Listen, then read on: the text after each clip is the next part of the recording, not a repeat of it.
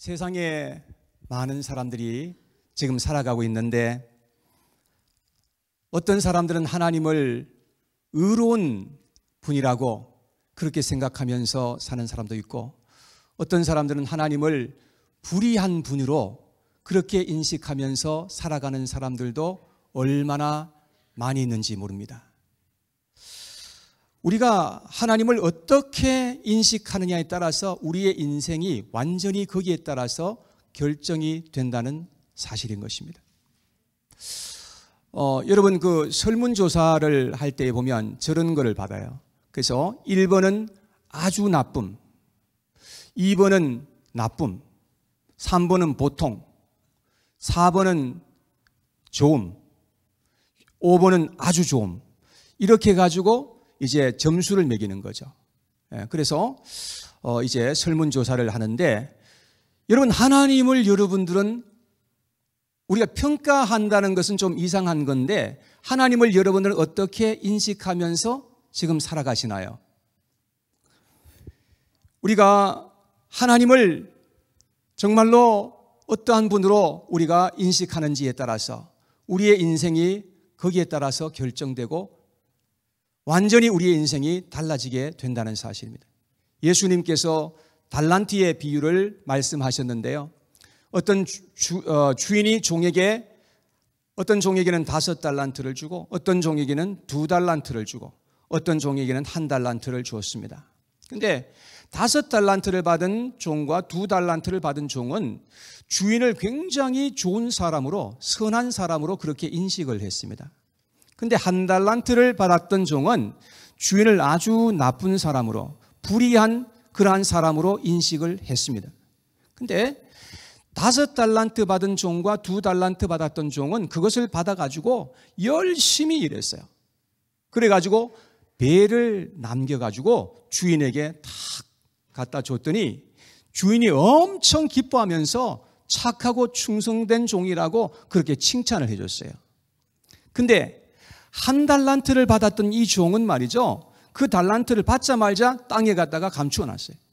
그리고 주인이 돌아왔을 때에 그것을 꺼내가지고 1달란트 고스란히 갖다가 주인에게 내밀었더니 주인이 엄청나게 책망을 하고 그랬던 이야기가 예수님께서 이야기하신 그런 내용이 기록되어 있습니다. 여러분, 우리가 하나님을 어떻게 인식하느냐? 여러분들은 지금 하나님을 어떤 분으로 인식하면서 살아가시는지 한번 여러분 자신을 내게 한번 물어보시기 바랍니다. 제가 어렸을 때 아주 무서운 대상이 있었는데 그 대상은 바로 순사였습니다. 순사는 일본이 한국을 지배할 때의 당시에 경찰이었다고 볼 수 있습니다. 그래서 아주 한국 사람들은 순사하면 그야말로 공포의 대상이었습니다. 그래가지고 아이들이 막 떼를 쓰고 막 그냥 울고 그럴 때는 어른들이 이렇게 말했습니다. 아이들이 울면은 순사가 와서 잡아간다 하더라. 그러면 아이들이 울는 아이들이 뚝 꽂혀가지고 막 그냥 그렇게 겁을 냈단 말이죠. 근데 저는 고집이 세가지고 순사가 온다 그래도 그냥 막 그냥 울었어요. 그랬던 기억이 납니다. 여러분 하나님을 순사같이 두렵고 공포스러운 대상으로 생각하는 사람들이 의외로 상당히 많아요. 크리스천들 서클 안에도 그런 사람들이 상당히 많다는 것을 보게 됩니다. 여러분 하나님은 정말로 무서운 하나님입니까? 하나님은 정말로 나에게 벌 주시는 그런 하나님으로 혹시 알고 계시나요? 어떤 사람들은 하나님을 의롭고 지극히 선하시고 사랑하시는 그런 하나님으로 인식하는 사람들도 있는 것을 보게 되는데 이렇게 하나님을 믿는 사람들은 하나님과 아주 좋은 관계 속에 들어갈 수 있는 가능성이 많이 있는 거죠. 성경에 보면 말라기 선지자가 살았던 시대에 이스라엘 백성들은 하나님을 불의한 하나님으로 이해했습니다. 하나님은 사랑이 없는 하나님이요 무능한 하나님으로 그렇게 인식하면서 살았던 사실을 말라기서를 읽어보면 알게 되는 것입니다. 여러분 그래서 이스라엘 백성들이 얼마나 그 당시에 타락했었는지를 보게 되면 하나님을 어떻게 인식하느냐에 따라서 우리의 인생이 결정된다는 사실을 우리는 알게 되는 것입니다. 성경에 보면 다윗과 같은 사람들은요, 하나님의 선하심과 인자하심을 그들은 그냥 아는 정도가 아니라 그 사실을 체험하면서 살았던 것을 볼 수 있습니다. 그래서 늘 살아가는 동안에 하나님을 향해서 감사하고 기뻐하고 찬송했던 그러한 사람들이 기록되어 있는 것을 또 보게 되는 것입니다. 여러분, 도대체 하나님은 어떤 하나님이십니까?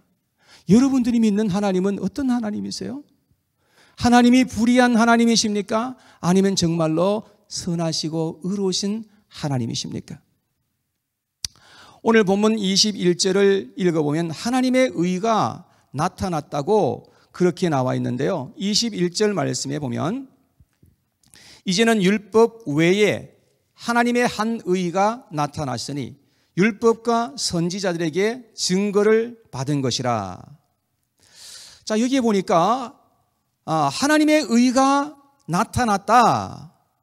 그래서 사람들로 하여금 하나님의 의로우심을 보게 하시고 알게 하셨다라고 그렇게 말씀을 합니다. 하나님은 자신의 의로우심을 우리에게 나타내고 싶어 하시는 것입니다.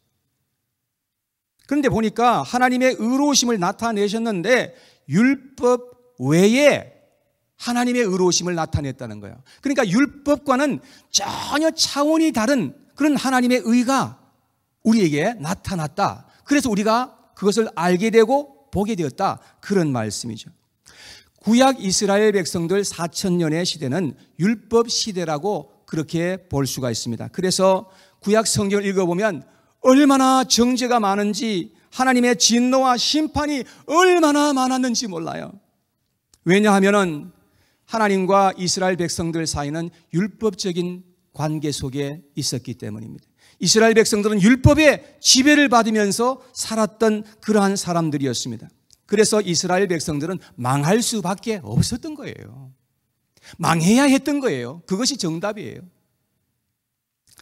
만약에 하나님께서 진노하시는 그 중에서 하나님께서 긍휼을 다 거두셨다라고 한다면, 그렇다면 이스라엘 백성들은 12번도 더 망했어야 되는 거예요.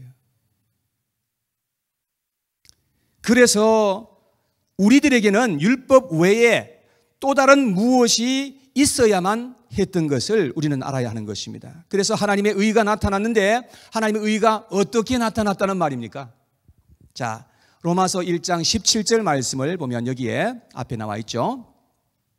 여기 보니까 복음에는 하나님의 의가 나타나서 믿음으로 믿음에 이르게 하나니 기록된 바 오직 의인은 믿음으로 말미암아 살리라 함과 같으니라. 자, 여기 보니까 하나님의 의가 나타났는데 무엇을 통해서? 복음을 통해서 하나님의 의가 세상에 나타났다라고 하는 사실을 알게 되는 것입니다. 하나님은 율법 대신에 복음을 우리에게 솔루션으로 주신 것입니다. 율법 대신에 뭘 주셨다고요?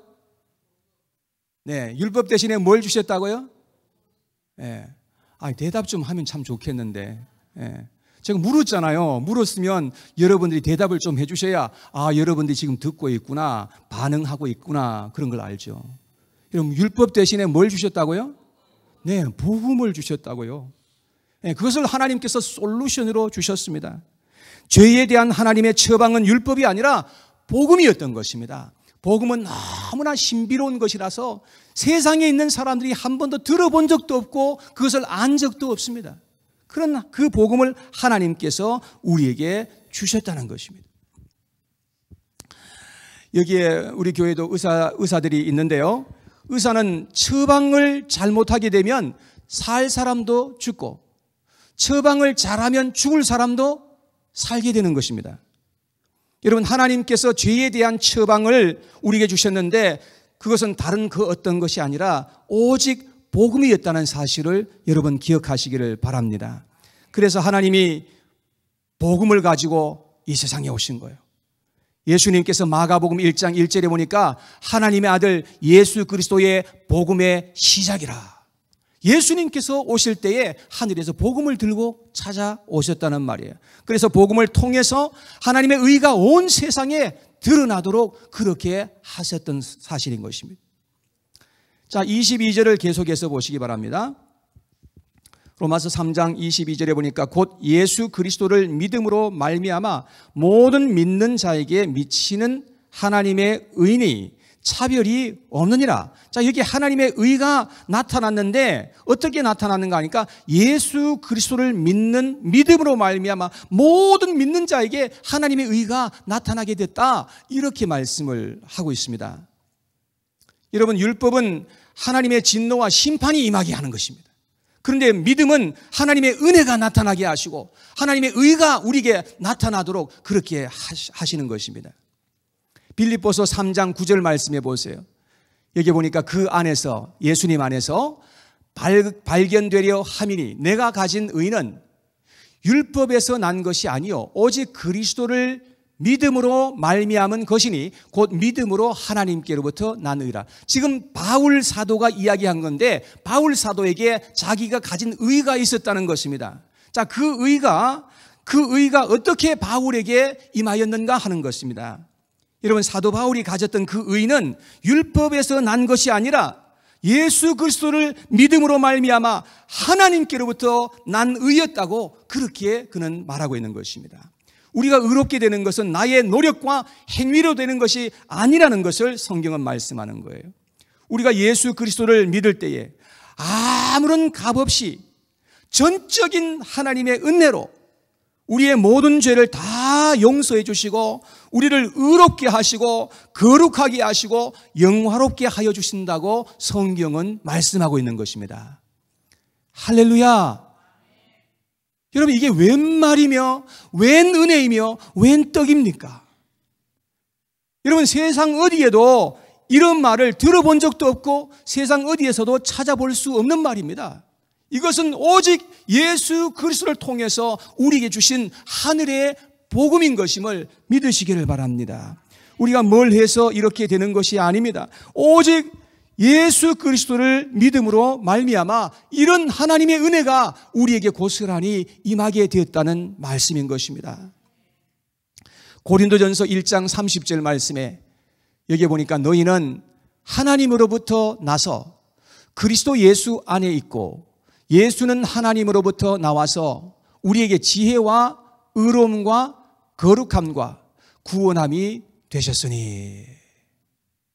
자, 여기에 보니까 여러분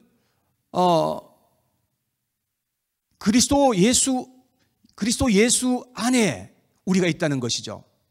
여기에 보니까 우리가 예수 그리스도를 믿을 때에 예수님은 우리에게 지혜가 된다. 그렇게 말씀했죠. 너희는 하나님께로부터 나서 그리스도 예수 안에 있고 그랬죠. 그래서 예수님 안에 있을 때에 우리에게 예수님은 지혜가 되고 의로움과 거룩함과 구원함이 되신다고 그렇게 말씀을 하고 있습니다. 이 세상에 살아가는 모든 사람들은 한 사람도 의인이 없다고 하는 것입니다. 여러분, 다 큰 죄인들입니다. 여러분, 이 세상에는 자칭 의인들은 참 많죠. 자기는 의로운 사람이다 이렇게 생각하면서 살아가는 사람들이 있다는 것입니다. 그러나 그것은 자기들의 기준에 의해서 의인이고 죄인이고 이렇게 말하죠. 그런데 하나님의 기준으로 볼 때는 이 세상에 살아가는 모든 사람들은 다 흉악한 죄인들이고 다 형벌을 받고 심판을 받아서 너무나 마땅한 그러한 존재들이라고 말씀을 하고 있는 것입니다. 그래서 이 세상에 살아가는 모든 인간들이 어떻게 살아가는지 우리에게 로마서 3장 9절 이하에 쭉 이야기해 주고 있습니다. 제가 한번 읽어 드릴 건데요. 성경이 있으신 분은 같이 읽었으면 좋겠고요. 9절 말씀에 보면 그러면 어떠하냐? 우리는 나으냐? 결코 아니라 유대인이나 헬라인이나 다 죄 아래 있다고 우리가 이미 선언하였느니라. 기록된 바 의인은 없나니 어떻게 해요? 하나도 없으며 깨닫는 자도 없고 하나님을 찾는 자도 없고 다 치우쳐 함께 무익하게 되고 선을 행하는 자는 없나니 하나도 없도다. 그들의 목구멍은 열린 무덤이요 그 혀로는 속임을 일삼으며 그 입술에는 독사의 독이 있고 그 입에는 저주와 악독이 가득하고 그 발은 피 흘리는데 빠른지라. 파멸과 고생이 그 길에 있어 평강의 길을 알지 못하였고 그들의 눈앞에 하나님을 두려워함이 없느니라 함과 같으니라. 이 세상에 살아가는 인간들의 모습이 바로 이런 모습이라는 것을 이렇게 길게 이야기하고 있는 것이죠. 자, 그래서 23절에 보니까 이렇게 말씀합니다. 23절에 모든 사람이 죄를 범하였음에 하나님의 영광에 이르지 못하더니 그랬습니다.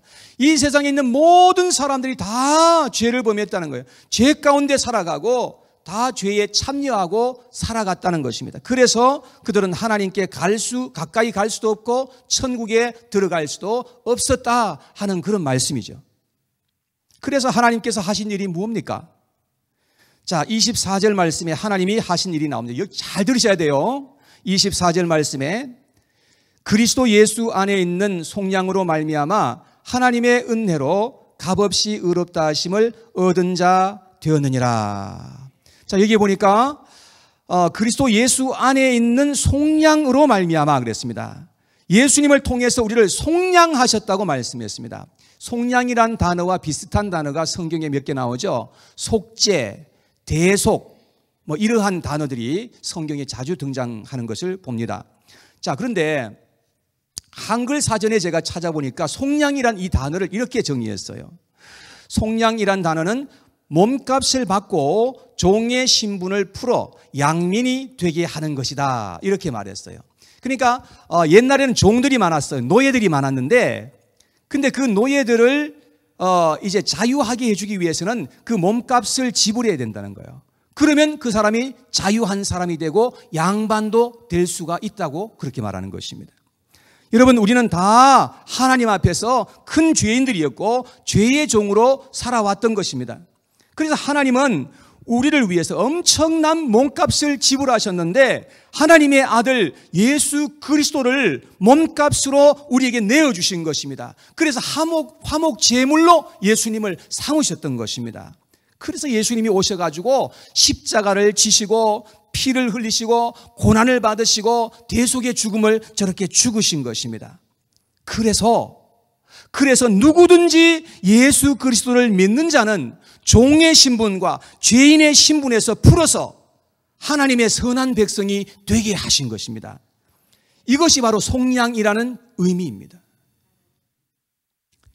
이 속량되었다는 것은 전적인 하나님의 은혜이며 하나님께서 값없이 우리에게 주신 것입니다. 하나님은 값을 지불하셨지만 우리에게는 값없이 우리에게 임하게 된 것이라 그런 말입니다. 여러분, 신들러스 리스트라는 영화 보셨나요? 너무나 아주 그냥 감명 깊게 받는 영화인데요.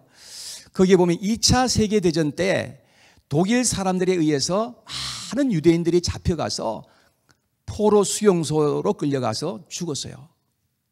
어떤 사람들은 게스 챔버에 집어넣고 그냥 게스를 넣어서 죽였어요.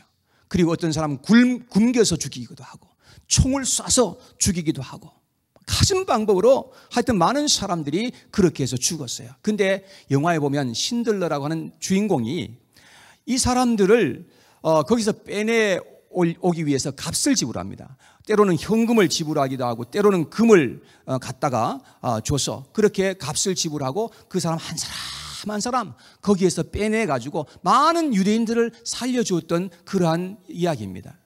여러분, 이러한 것이 바로 속량이라 하는 그런 의미인 것입니다. 예수님께서는 온 인류를 건져내시려고 자신의 몸을 희생제물로 내어주신 것입니다. 그래서 우리를 죄에서 건져내시고 속량해 주시고자 하신 것입니다. 그래서 우리를 죄의 종에서부터 우리를 자유케 하여 주시기 위해서 예수님께서 그와 같이 하셨다고 말씀합니다. 그것이 바로 하나님의 의이라고 말씀하는 것입니다. 하나님의 의가 이렇게 해서 우리에게 나타났다고 말씀하시는 것입니다. 이것이 바로 속량이라는 의미예요. 자, 그런데 25절에 보면 또 다른 중요한 단어가 나와요. 25절 말씀해 보세요.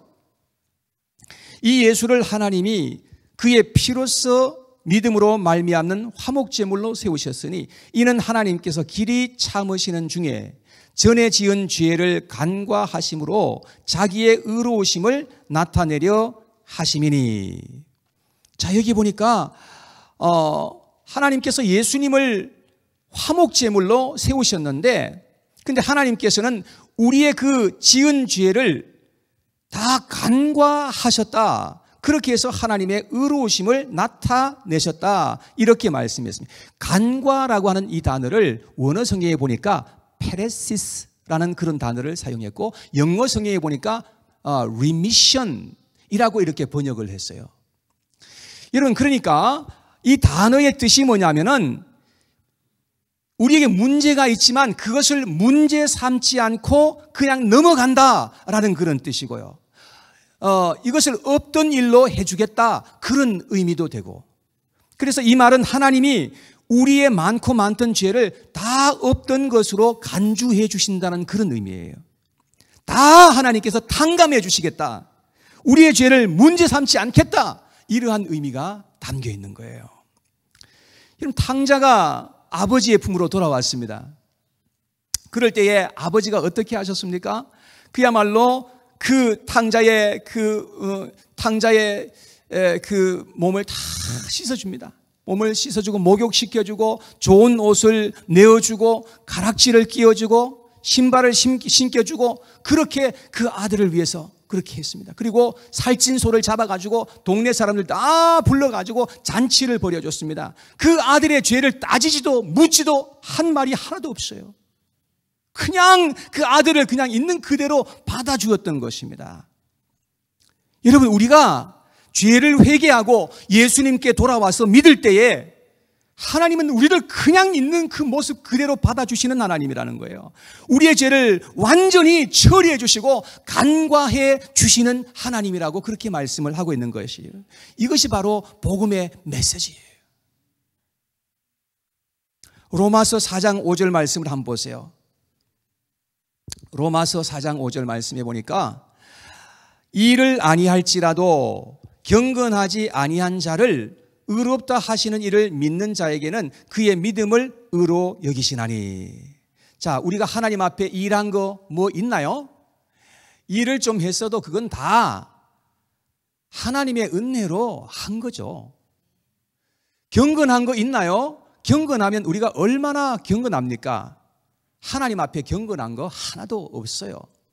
그런데도 불구하고 오늘 여기 보니까 의롭다 하시는 그 하나님을 믿는 자에게는 그 믿음을 의로 여기시나니 그랬습니다. 우리의 믿음을 보시고 하나님이 의로 여기신다는 거예요. 그것이 바로 하나님께서 하시는 일입니다. 로마서 4장 6절 말씀을 계속해서 보세요. 6절에 보니까 일한 것이 없이 하나님께 의로 여기심을 받는 사람의 복에 대하여 다윗이 말한 바, 불법이 사함을 받고 죄가 가리워짐을 받는 사람들은 복이 있고 주께서 그 죄를 인정하지 아니하실 사람은 복이 있도다 함과 같으니라. 여러분, 우리가 예수님을 믿고 돌아올 때에 불법이 사함을 받게 된다는 거예요. 죄가 가리워지게 되고 우리의 죄를 하나님께서 하나도 인정하지 않겠다고 약속하시는 거예요. 하나님이 그 죄를 인정하지 않으면 그 죄가 아닌 거죠. 하나님께서는 이렇게 우리의 죄를 간과해 주시겠다고 말씀하신 것입니다. 그래서 로마서 3장 26절에 이렇게 말씀합니다. 26절에 보니까 곧 이때에 자기의 의로우심을 나타내사 자기도 의로우시며 또한 예수 믿는 자를 의롭다 하려 하심이라. 자, 이때에 라고 하는 이 말의 뜻은 우리가 바로 전절에 무슨 말씀을 했는지를 살펴봐야 되겠죠. 여러분, 바로 전절에 보면 예수님께서 우리 죄인들을 위해서 십자가에서 피 흘려 대속의 죽음을 죽으셨다는 겁니다. 그래서 우리가 누구든지 예수님을 믿고 나오는 자들을 위해서 하나님께서 우리를 위해서 속량하시고 우리를 위해서 간과해 주시고 그래서 우리를 받아주셨다고 하는 말씀을 하고 있는 거예요. 이때에 라는 말이 이때에 하나님께서는 자기의 의로우심을 나타내사 예수님도 의롭다함을 받으시고 예수 믿는 모든 사람도 의롭다 하여 주신다, 이렇게 말씀을 하고 있는 것입니다. 하나님의 의는 무엇입니까? 하나님의 의는 예수 그리스도를 통하여 값없이 베푸시는 하나님의 은혜이며 조건 없는 사랑, 그것이 바로 하나님의 의입니다. 우리의 의는 뭘까요? 우리의 의는 행위도 아니고 율법도 아닙니다. 우리의 의는 오직 하나님의 아들 예수 그리스도를 믿는 믿음이 우리의 의입니다. 여러분, 이러한 믿음이 있으신가요? 이러한 믿음이 있으신가요? 예수 그리스도가 하나님의 아들, 예수 그리스도가 나의 죄를 위해서 십자가에서 피 흘려 돌아가신 바로 나의 구원자라는 사실을 믿는 믿음, 그 믿음을 보시고 하나님께서는 우리를 의롭다 이렇게 말씀해 주신다는 말씀인 것입니다. 자, 27절 말씀을 보겠습니다. 27절에 그런즉 자랑할 때가 어디냐? 있을 수가 없느니라. 무슨 법으로냐? 행위로냐? 아니라 오직 믿음의 법으로니라. 우리 하나님 앞에서 자랑할 게 하나도 없어요. 여러분, 만약에 우리가 하나님의 일을 많이 했다고 우리가 자랑하고 다닌다면 그 사람은 하나님의 은혜로 한 것이 아니고 율법으로 한 거예요. 아무리 우리가 하나님 앞에 많은 일을 했어도 하나님 앞에 자랑할 게 없는 것은 다 하나님의 은혜로 한 사람은 자랑할 게 하나도 없는 거예요. 사도 바울처럼 그렇게 일을 많이 한 사람도요, 자기가 했다 그러잖아요. 고린도전서 15장 10절 말씀을 한번 보여주세요. 거기에 보니까 그러나 내가 나된 것은 하나님의 은혜로 된 것이니 내게 주신 그의 은혜가 헛되지 아니하여 내가 모든 사도보다 더 많이 수고하였으나 내가 한 것이 아니요 오직 나와 함께 하신 하나님의 은혜로다.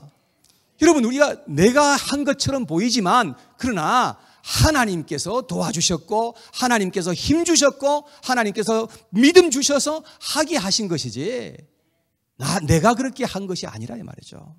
그러나 우리가 하나님 앞에 올라가면 하나님이 다 너가 그렇게 나 해줬구나 인정해 주실 때가 올 줄로 저는 믿습니다.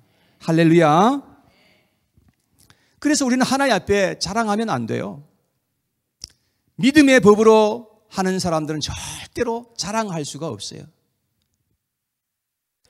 28절 말씀에 계속 봅니다. 28절에 그러므로 사람이 의롭다 하심을 얻는 것은 율법의 행위에 있지 않고 믿음으로 되는 줄 우리가 인정하노라.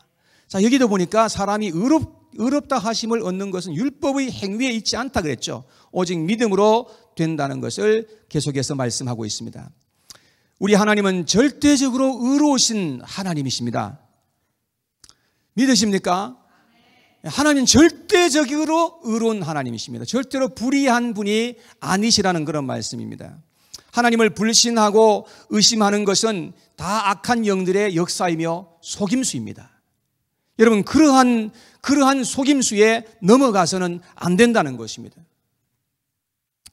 여러분, 그래서 우리는 하나님께서 의로운 분이시라는 사실을 우리는 깨닫고 그분을 그렇게 믿고 나가야 된다는 것이죠. 만일 여러분들이 하나님을 의롭다고 그렇게 하시려면은 그러면 하나님께서 보내신 하나님의 아들 예수 그리스도를 환영하고 믿어드리면 되는 겁니다. 그러면 여러분들은 하나님을 의로운 분이다 이렇게 하시는 것이고 하나님은 여러분들을 의롭다 그렇게 말씀하여 주실 것입니다. 이것이 여러분들을 향한 하나님의 지극한 선하시고 기뻐하시고 온전하신 뜻이라고 하는 것입니다. 사랑하는 여러분, 이 놀라운 하나님의 뜻을 깨달으시고 하나님의 뜻 안에서 사시고 하나님의 뜻을 받들며 살아가시는 저와 여러분들 되시기를 바랍니다. 이러한 인생이 심히 복되고 아름다운 인생이라는 것입니다. 여러분, 믿음을 통해서 하나님을 의롭다 하시기를 바랍니다. 의롭다 하시고 그리하시면 하나님은 여러분들을 의롭다 하여 주시는 겁니다. 이것이 바로 복음의 역사이고 생명의 역사이고 하나님의 역사인 것입니다.